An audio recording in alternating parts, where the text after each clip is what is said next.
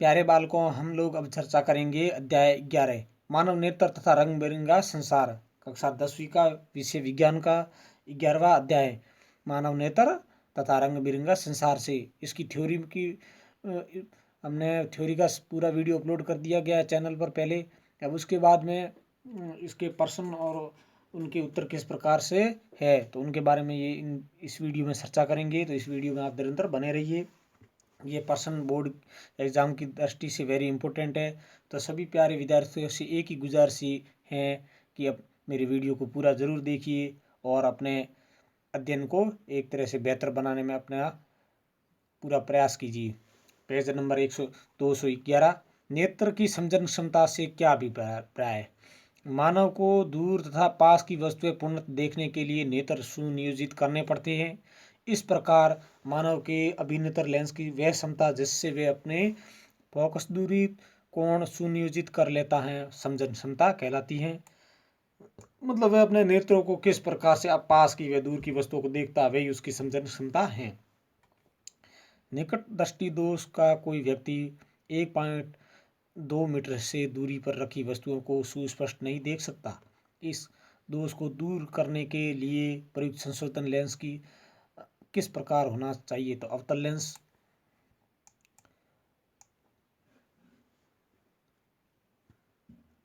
मानव नेत्र की सामान्य दृष्टि के लिए दूर बिंदु तथा निकट बिंदु नेत्र की कितनी दूरी पर होते हैं तो सामान्य दृष्टि के लिए दूर बिंदु नेत्र की अनंत दूरी तथा निकट बिंदु नेत्र के 25 सेंटीमीटर की दूरी पर होती हैं।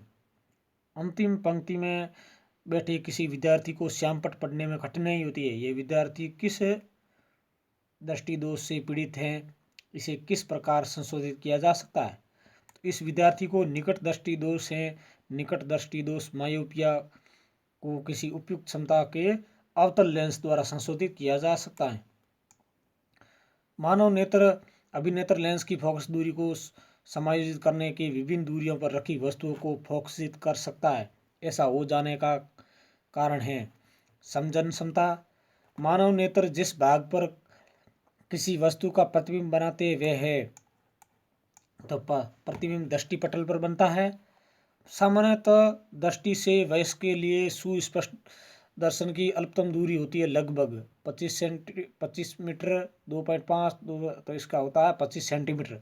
अभिनेत्र लेंस की फोकस दूरी परिवर्तन किया जा सकता है तो पक्षमापी द्वारा।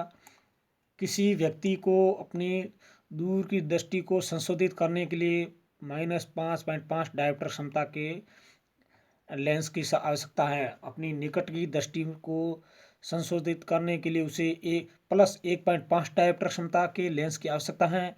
संशोधित करने के लिए आवश्यक लेंस की फोकस दूरी क्या होगी तो उसकी दूरी अपने बुक में वो निकाली उसमें से आप समझ लीजिए। क्योंकि यहाँ पर ए दूर दृष्टि दोष के लिए, बी ए निकट दृष्टि दोष के लिए, तो इसके लिए आप वो सॉल्व करके और लिख दीजिए। किसी निकट समन्वित नेत्र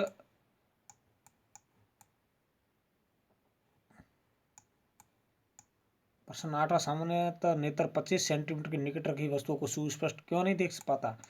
मानव की सुस्पष्ट देखने की न्यूनतम दूरी 25 सेंटीमीटर है। 25 सेंटीमीटर से कम दूरी पर रखी वस्तु को टकराकर प्रतिबिंब हुए प्रकाश की किरणों का दृष्टिपटल पर वस्तु सुस्पष्ट नहीं दिखाई देगी क्योंकि मानव नेत्र की क्षमता 25 सेंटीमीटर से बढ़ाई नहीं जा सकती। जब हम नेत्र से किसी वस्तु की दूरी को बढ़ा देते हैं तो नेत्र के में प्रतिबिंब दूरी का क्या होता है, प्रतिबिंब दूरी सदैव एक जैसी रहती है। इसका कारण यह है कि वस्तु की दूरी मानव नेत्र के लेंस की फोकस दूरी इस प्रकार समायोजित हो जाती है जिससे प्रतिबिंब दृष्टिपटल पर ही बने। तारे क्यों टिमटिमाते। अब टिमटिमाने का यही कारण है कि पृथ्वी के वायुमंडल का अपवर्तनांक निरंतर परिवर्तित होता रहता है। आंखों में प्रवेश करने वाला तारों का प्रकाश निरंतर अपवर्तन के कारण अनियमित रहता है एवं उस झिलमिलाहट के कारण ही तारे टिमटिमाते हुए प्रतीत होते हैं। व्याख्या कीजिए कि ग्रह क्यों नहीं टिमटिमाते। ग्रहों से पृथ्वी की दूरी काफ़ी कम है। ग्रह प्रकाश के भंडार होते हैं। जो प्रकाश किरणें ग्रहों से आती हैं उनमें अपवर्तन नहीं होता। निकटता व प्रकाश का भंडार होने के साथ साथ उनकी स्थिति में परिवर्तन नहीं होता, अतः वे टिमटिमाते प्रतीत नहीं होते। सूर्योदय के समय सूर्य रक्ताभ क्यों प्रतीत होता है? सूर्योदय अथवा सूर्यास्त के समय सूर्य क्षितिज पर होता है। उस स्थिति में सूर्य की किरणें पहले पृथ्वी की वायु की मोटी परतों से तक पहुंचती है। उस पश्चात हमारी आंखों तक कम तरंगदैर्ध्य के प्रकाश के अधिकतर भाग का ही वायुमंडल के कणों द्वारा प्रकीर्णित हो जाता है। इस प्रकार केवल लंबी प्रकाश किरणें लाल हमारे नेत्रों में प्रवेश कर पाती है और हमें सूर्य रक्ताभ प्रतीत होता है। किसी अंतरिक्ष यात्री को आकाश नीले की अपेक्षा काला क्यों प्रतीत होता है? अंतरिक्ष पर वायुमंडल न होने के कारण वहाँ प्रकाश का प्रकीर्णन नहीं होता, क्योंकि वायु के महीन कण ही प्रकाश को प्रकीर्णित करते हैं। यही कारण है कि अंतरिक्ष यात्रियों को आकाश का रंग काला दिखाई देता है। मानव नेत्र प्रश्न है, मानव नेत्र का एक स्वच्छ नामक चित्र बनाइए। तो वो बुक में दिया हुआ है, वो आप बना लीजिए क्योंकि एग्जाम में आने लायक है। मानव नेत्र क्या है, इसका कार्यविधि एवं विभिन्न अंगों का वर्णन कीजिए। मानव नेत्र एक अत्यंत मूल्यवान एवं सुग्राही ज्ञानेंद्रिय है। ये कैमरे की भांति कार्य करता है। हम इस अद्भुत संसार के रंग बिरंगे चीजों को इसी द्वारा देख पाते हैं। इसमें एक क्रिस्टलीय लेंस होता है। प्रकाश सुग्राही पर्दा जिसे रेटिना या दृष्टिपटल कहते हैं, इस पर प्रतिबिंब बनता है। प्रकाश एक पतली झिल्ली से होकर नेत्र में प्रवेश करता है। इस झिल्ली को कॉर्निया कहते हैं। कॉर्निया के पीछे एक संरचना होती है जिसे परितारिका कहते हैं। यह पुतली के साइज को नियंत्रित करता है, जबकि पुतली क्षेत्र में प्रवेश करने वाले प्रकाश को नियंत्रित करता है। लेंस दूर या नजदीक के सभी प्रकार के वस्तुओं को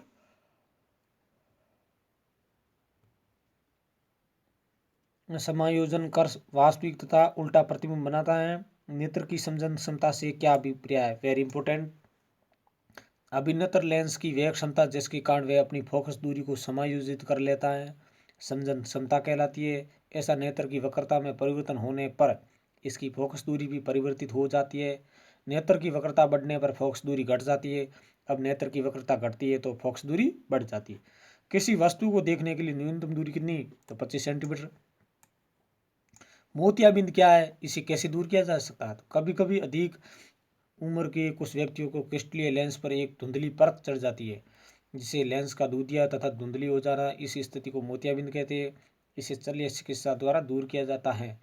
दृष्टि दोष क्या है, ये कितने प्रकार के होते हैं? कभी कभी नेत्र धीरे धीरे अपनी समझन क्षमता खो देते हैं। ऐसी स्थिति में व्यक्ति वस्तुओं को आराम से सुस्पष्ट नहीं देख पाते। नेत्र में अपवर्तन दोषों के कारण ही दृष्टि धुंधली हो जाती है, इसे दृष्टि दोष कहते हैं। यह सामान्यतः 3 प्रकार के होते हैं: निकट दृष्टि दोष, मायोपिया, दीर्घ दृष्टि दोष, हाइपर मायोपिया, जरा दृष्टिता, प्रेस बायोपिया। निकट दृष्टि दोष मायोपिया किस प्रकार का दृष्टि दोष है, इसे कैसे दूर किया जा सकता है? निकट दृष्टि दोष मायोपिया में कोई व्यक्ति निकट की वस्तुओं को तो स्पष्ट देख पा सकता है, परंतु दूर रखी वस्तुओं को स्पष्ट नहीं देख पाता। ऐसे व्यक्तियों को दूर बिंदु अनंत पर न होकर नेत्र के पास आ जाता है। इसमें प्रतिबिंब दृष्टिपटल पर न बनकर दृष्टिपटल के सामने बनता है। इस दोष को किसी उपयुक्त क्षमता के अपसारी अवतल लेंस के उपयोग द्वारा संशोधित किया जा सकता है।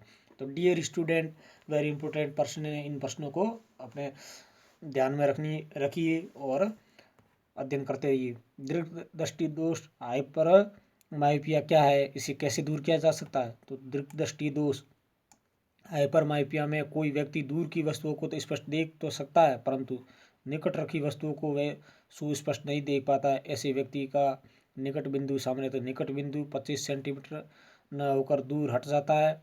इसमें प्रतिबिंब दृष्टिपटल पर न बनकर दृष्टिपटल के पीछे बनता है। ऐसे व्यक्ति को स्पष्ट देखने के लिए पठन सामग्री को नेत्र के 25 सेंटीमीटर से काफ़ी अधिक दूरी पर रखना पड़ता है। इस दोष को किसी उपयुक्त क्षमता के अभिसारी उत्तल लेंस के उपयोग द्वारा संशोधित किया जा सकता है। दीर्घ दृष्टि दोष हाइपर मायोपिया के उत्पन्न होने के कारण क्या है? दीर्घ दृष्टि दोष हाइपरमायोपिया के उत्पन्न होने के निम्न कारण है। अभिनेत्र लेंस की फोकस दूरी का अत्यधिक बढ़ जाना, नेत्र गोलक का छोटा हो जाना। प्रश्न, निकट दृष्टि दोष या मायोपिया के उत्पन्न होने के क्या कारण है? निकट दृष्टि दोष मायोपिया के उत्पन्न होने के कारण निम्न है। अभिनेत्र लेंस की वक्रता अत्यधिक होना, नेत्र गोलक का लंबा हो जाना। जरा दृष्टिता क्या है? इस दोष के क्या कारण है? इसे कैसे दूर किया जाता है? आयु में वृद्धि होने के साथ साथ मानव नेत्र की समझन क्षमता घट जाती है। अधिकांश व्यक्तियों का निकट बिंदु दूर हट जाता है। इस दोष को जरा दृष्टिता कहते हैं। इन्हें पास की वस्तुएं आराम से देखने में कठिनाई होती है। ये दोष पक्षमापी पेशियों की धीरे धीरे दुर्बल होने के कारण तथा क्रिस्टलीय लेंस की लचीलेपन में कमी के कारण उत्पन्न होता है। इसे द्विफॉक्सी लेंस के उपयोग से दूर किया जा सकता है। द्विफॉक्सी लेंस का उपयोग नेत्र के किस दोष के लिए उपयोग किया जाता है? तो द्विफॉक्सी लेंस में उत्तल तथा अवतल दोनों प्रकार के लेंस होते हैं। जरा दृष्टिता दोष के रोगी के लिए उपयोग किया जाता है, जिन्हें निकट तथा दूर दृष्टि दोनों से पीड़ित होते हैं। जो पक्षमापी पेशियों का प्रमुख कार्य क्या है? ये पेशियां अभिनेत्र लेंस की वक्रता और उसके संबंध में फोकस दूरी को परिवर्तित करते हैं तथा विभिन्न वस्तुओं को समझित करने में नेत्र की सहायता करते हैं। निकट बिंदु क्या है? वह न्यूनतम दूरी जिस पर रखी वस्तु को बिना किसी प्रयास के आसानी से देखा जा सकता है, निकट बिंदु कहलाता है। दूर बिंदु क्या है? एक सामान्य आंख की देखने की अधिकतम दूरी बिंदु जहाँ स्थित है, किसी वस्तु को देखा जा सकता है, दूर बिंदु कहलाता है। यह बिंदु अनंत पर स्थित होता है। पुतली से नेत्र में प्रवेश करने वाले प्रकाश को पुतली कैसे नियंत्रित करती है? तो मंद प्रकाश में पुतली बड़ी तथा तेज प्रकाश में पुतली छोटी हो जाती है। परितारिका का कार्य लिखो। यह पुतली के आकार को नियंत्रित करती है। प्रकाश का विक्षेपण क्या है? प्रकाश के अवयवी वर्णों में विभाजन को प्रकाश का विक्षेपण कहते हैं। प्रिज्म कोण किसे कहते हैं?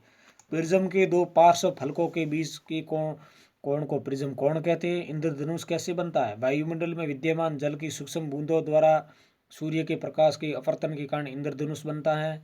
सूर्य के प्रकाश के वर्णक्रम के वर्ण जिस क्रम में दिखाई देते उस क्रम को में उनका नाम लिखो। तो बैंगनी, जामुनी, नीला, हरा, पीला, नारंगी एवं लाल। दृष्टि निर्बंध क्या है? रेटिना पर बना प्रतिबिंब वस्तुओं के हटाए जाने से 1/10 सेकंड बाद तक स्थिर रहता है। इसी दृष्टि निर्बंध कहते हैं। दो आंखों की क्या उपयोगिता है? दो आंखों से देखने की निम्न उपयोगिता है।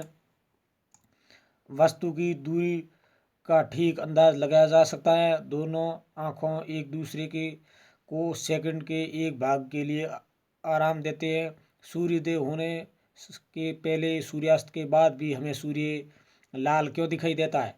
पृथ्वी के ऊपर वायुमंडल में कैसे, जैसे हम ऊपर जाते हैं तो वायु मतलब लाल दिखाई देता है, और जैसे क्षितिज से नीचे होता है तो भी दिखाई देता है।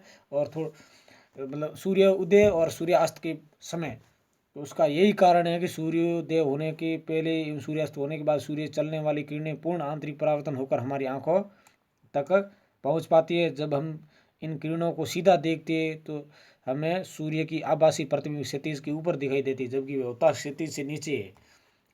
क्या कारण है कि सूर्योदय से पहले और सूर्यास्त के बाद हमें सूर्य दिखाई देता है? वो इसके बारे में हम लोगों ने पढ़ लिया है कि वायुमंडलीय अपवर्तन के कारण सूर्योदय से पहले ही सूर्यास्त के बाद तक के हमें दरअसल सूर्य का आभासी प्रतिबिंब दिखाई रहता है। इसलिए सूर्योदय से 2 मिनट पहले और सूर्यास्त के 2 मिनट बाद तक हमें सूर्य दिखाई देता है।